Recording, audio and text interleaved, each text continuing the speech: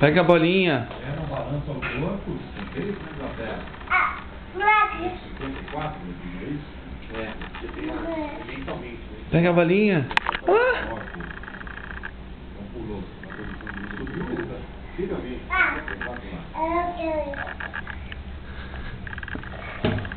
Opa! Está dentro da área. Cobrança armada, bola tocada para trás. A bolinha. Valentina. Dividiu no alto interno e leva a melhor defesa da Eslovênia.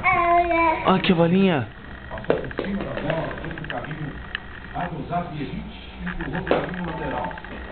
Esse time da Eslovênia começa com priorizado no placar e eles gostam de jogar. Esse time foi talhado para contra-ataque. A gente quer que esse time em janeiro de 2007 ele já tinha feito isso.